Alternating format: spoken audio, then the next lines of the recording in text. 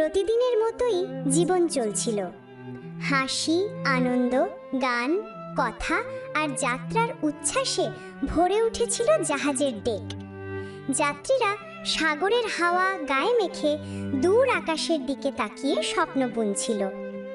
কিন্তু ভাগ্য যে কতটা অনিশ্চিত হতে পারে তা বুঝতে বাকি ছিল আর কিছুক্ষণের। আচমকা আকাশ কালো হয়ে এলো। প্রচণ্ড ঝড় আর দানবীয় ঢেউ এক ঝটকায় ভেঙে দিল যাত্রীদের শান্তি। সাগর যেন রাগে ফুঁসছিল আর জাহাজকে গ্রাস করতে চাইছিল। যাত্রীরা ভয়ে চিৎকার করছিল, কেউ প্রার্থনা করছিল, কেউ একে অপরকে আঁকড়ে ধরছিল।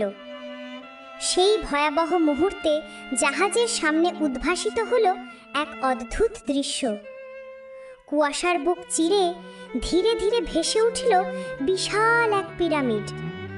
মরুভূমির বুকে দাঁড়ানো পিরামিড, অথচ সেটি যেন ভেসে উঠেছে সাগরের মাঝখানে। মানুষ হতবাক, কেউ বিশ্বাস করতে পারছিল না চোখকে। এটা কি মরীচিকা নাকি সাগরের অতল রহস্য? এক তরুণী কাঁপতে কাঁপতে সামনে এগিয়ে এলো। তার চোখে ভয়, তবু ভেতরে জেগে উঠেছিল এক অজানা টান।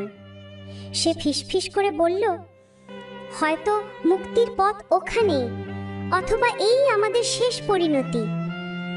ঢেউ একের পর এক আছড়ে পড়তে লাগলো জাহাজে। মানুষ দিশেহারা, কিন্তু সবাই তাকিয়ে রইল সেই পিরামিডের দিকে, যেন ওটাই তাদের আশাও আবার ভয়ও। ঝড়ের গর্জনের মাঝেই প্রশ্নটা রয়ে গেল ঝুলে, তারা কি পারবে সেই বিশাল ঝড় আর রহস্যময় পিরামিডের কবল থেকে বেঁচে ফিরতে, নাকি সমুদ্রই গিলে নেবে তাদের ইতিহাসের অন্ধকারে?